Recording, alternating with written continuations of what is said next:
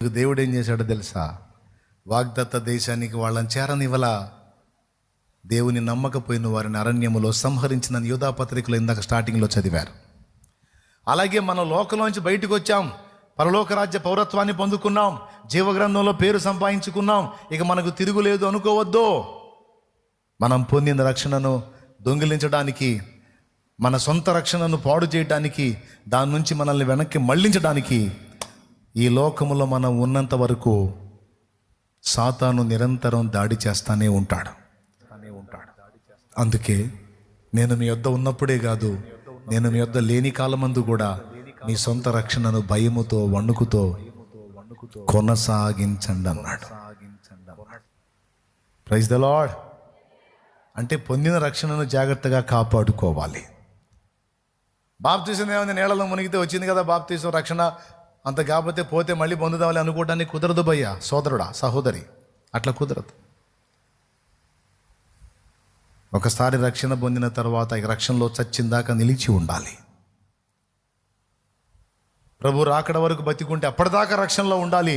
లేదా మధ్యలో మనం పోయే పరిస్థితి వస్తే మన ఊపిరి పోయిందాకా మనం పొందిన రక్షణలో నిలిచి ఉండాలి. దాన్ని భయముతో వణుకుతో కొనసాగించుకోవాలి. అది నీ సొంత రక్షణ ఉంచుకుంటావు, పోగొట్టుకుంటావు, నీ ఇష్టం.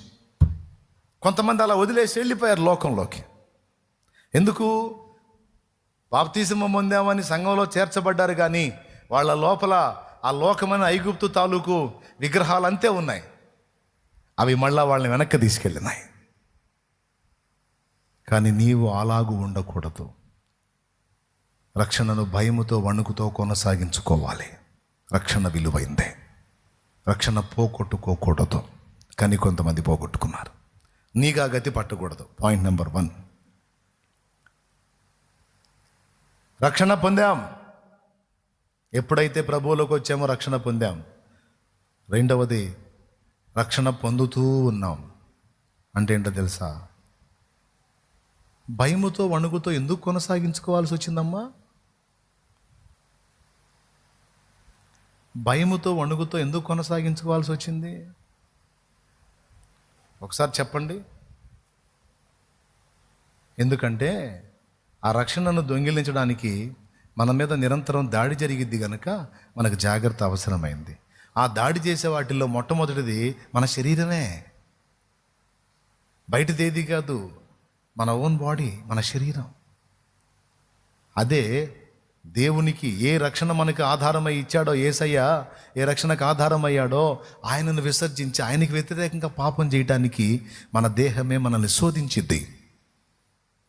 దేవుడికి సపోర్ట్ చేయదు ఈ శరీరం, సైతానుగాడికి సపోర్ట్ చేసిద్ది. దేవుడు చెప్పిన వాటిని నెరవేర్చడానికి ఇష్టపడదు, సైతానుగాడు చూపించిన వాటిని నెరవేర్చడానికి ఇష్టపడిద్ది మన శరీరం. అందుకే ప్రతిదినం కూడా రక్షణ పొందాం, ఓకే,